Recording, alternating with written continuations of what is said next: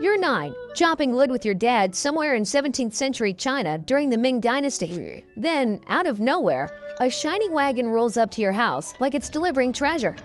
A guy in blinding robes steps out and walks into your house like he owns the place. You keep chopping, like you're not totally watching him through the corner of your eye.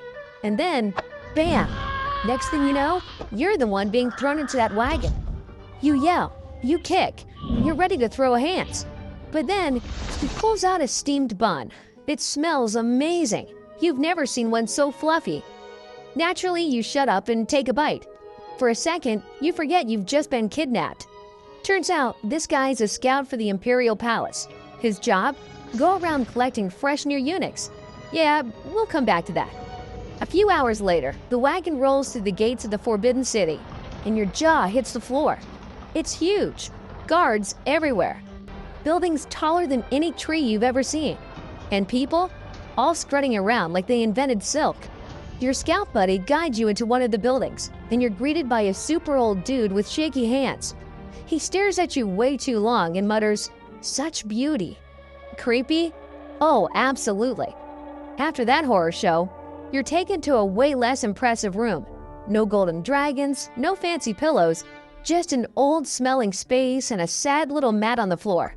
It's basically the palace's version of a motel closet. You try to sleep, but one thought keeps circling your 9-year-old brain. What am I even doing here? But hey, your parents trusted this guy, right? Right? The next morning, you find out why you're here. Congratulations, you've been chosen to become a eunuch. Your first instinct? Escape. Duh. You scan for exits, do some quick spy math, and decide, I can totally outrun 100 palace guards. Spoiler, you couldn't. You got about 3 steps before they tackled you like you were hiding state secrets. You fight back, but honestly, what's a 9-year-old gonna do? Then it hits you. Remember that nice scout? Yeah, your parents sold you into this.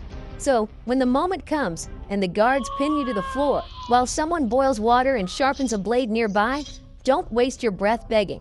They're not monsters, just cogs in a very bloody machine. Then, bam! No words, no mercy. Pain rips up your spine like lightning struck between your legs. You try to scream, but all that comes out is a choke. The world tilts. Blood's everywhere. Your breath stutters. And the worst part? You don't black out. You feel every second, every stitch. And just like that, your fate's soaked in wine and lime. It's over in minutes, but the shame sticks around longer than the pain.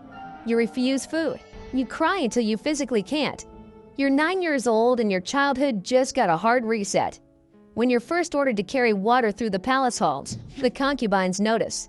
They cover their mouths, giggling behind silk sleeves. Half boy. One hisses, another smirks. Not even that. That laughter cuts deeper than the blade ever did. But guess what? No one has time for your breakdown because you're now officially a eunuch. Congrats! Time to get to work. You get tossed into the Zhao Fengxi, where eunuchs learn to sing and dance to entertain the emperor. Yup, this is your life now. Less ninja, more K-pop trainee with a traumatic backstory. A few days in, and you already hate everything. Your teachers? Sadists in silk. You're forced to learn to dance, play multiple instruments, and, worst of all, sing in falsetto like a glass-breaking songbird. Seriously, who the hell teaches a guy to sing like that on purpose? 3 grueling years go by in a blur of sore muscles, shouted corrections, and shared foot fungus. But somehow, you're considered ready. Ready for what? Your first big performance. A banquet. For the emperor. It's held at the Palace of Heavenly Purity, which sounds peaceful until you realize it's actually just a high-pressure talent show with your life on the line. Drums are pounding. Flutes are singing. Some guy's playing the pipa like his fingers owe him money. The whole room glows from the lanterns, flickering off golden walls like you're inside a jewelry box. And then your group gets called in. You march in, stomach doing flips, sweating through layers of expensive fabric. Oh yeah, forgot to mention, you're dancing tonight. If you trip even once, that's your entire career, and maybe your life. Done. But surprise, you crush it. Every spin, every step, every dramatic hand gesture is on point.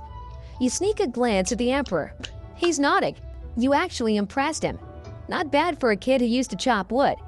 Shockingly, the emperor asked to see you that night. This is huge. The emperor doesn't even make eye contact with most people, let alone call for encore performances. So you go, nervous, flattered, and mostly terrified. He tells you to dance, again, then again, then again. For weeks, this turns into a nightly routine, like you're the emperor's personal Spotify playlist. Dude is obsessed. Then one night, after your usual performance, the emperor tells you to stay. And when the emperor says stay, you don't get a choice. So, you stay. The next morning, something's changed. Everyone in the inner court is looking at you differently, like they know, which is weird because nobody saw anything. And yet somehow, they all seem aware that you shared the emperor's bed. And the weirdest part? They actually respect you now. The emperor calls you again the next night, and you're really hoping this isn't another round of, well, you know. But surprisingly, it doesn't go that way.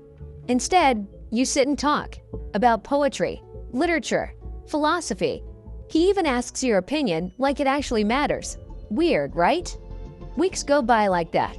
He's skipping banquets, ignoring concubines. Half the palace is whispering about it, and he doesn't care.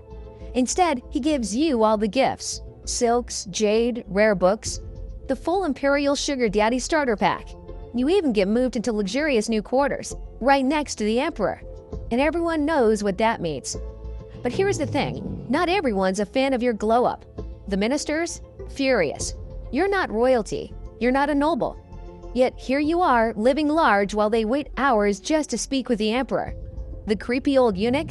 He thinks you're getting too powerful to control, which in palace language means you're officially on the should disappear list.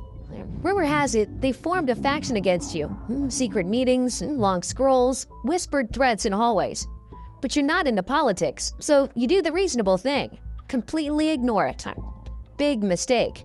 One day, your friend, another eunuch, pulls you aside, eyes wide. They're planning something, he whispers. You barely have time to blink. The next morning, a group of ministers storms into court, accusing you of embezzlement. They even bring documents, signed, sealed, and completely fake. But it looks real enough to ruin you. The emperor? Furious. Not just angry. Disappointed angry. The kind of angry that makes him refuse to even look at you. And here's the thing.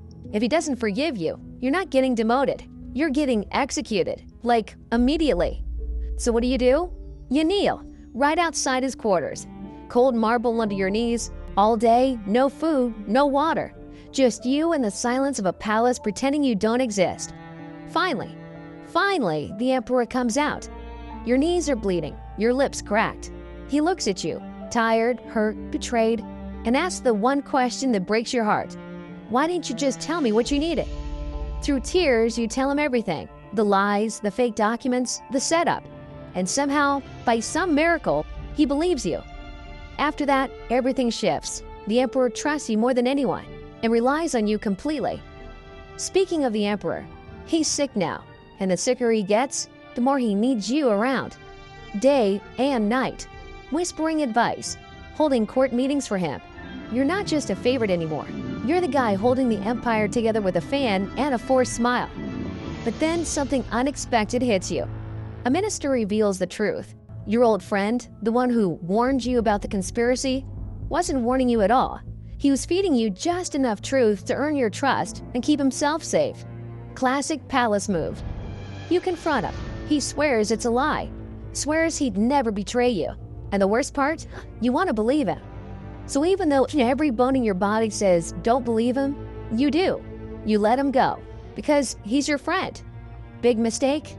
We'll see. After that, you weren't just another eunuch. You were the emperor's shadow, his confidant, his voice and meanings, sometimes even his bedmate. People didn't dare whisper when you walked by. They held their breath because he couldn't function without you. And then one morning, you wake up wrapped in silk sheets beside the emperor. He's half-dressed, peaceful. Honestly, too peaceful. You nudge him. Nothing. Call his name. Still nothing. That chill crawling up your spine? Yeah, it's real. A few minutes later, the physicians confirm what you already know. The emperor is dead. But there's no time for mourning. No time for tears. You're not just his lover. You're a man surrounded by knives. And the only thing protecting you just stopped breathing. So, you move fast. Order everyone in the room to keep quiet. Seal the doors. Send letters to your most trusted allies, people who owe everything to you, telling them it's time to secure the throne and your position. Then you go back to your quarters to plan. A few hours later, you try to leave. But the guards, the same ones who've protected you for years, step in front of the door. And then you see who sent them. Your allies. Correction, former allies. Turns out you weren't the only one making secret moves after the emperor died. While you were writing letters, they were sharpening knives. And now you're under house arrest as the empire decides who gets the throne. Every hour feels like a year. For the first time in years, that you're no longer the most dangerous man in the room. Then, one afternoon, someone steps inside. It's him, your friend, the one you spared, the one you told to run. And now he's here, standing in front of you with zero shame. Turns out, your recent downfall, the betrayal, the fake allies, the power shift, all him. He played you like a damn lute. You stare at him, speechless. This is the guy you risked everything for. And now he's sealing your fate. Before leaving, he casually drops the final bomb. A new emperor will be crowned tomorrow. And you're scheduled for execution right after. Cute, right? But you've had enough of this palace deciding how you live, and when you die. So that night, you look around your room, your prison, and then you look at your belt. Technically, you've got a few of them, part of the eunuch uniform. You tie them together, tighten the knot, and as the moon rises over the Forbidden City, you climb onto the table and step off. Not because you're weak, but because it's the last thing they can't take from you. They took everything else, but not this. Thanks for watching. I love making these kind of videos, and if you've got ideas for the next one, drop them in the comments. I actually read them. But before you go, you need to check out this next video.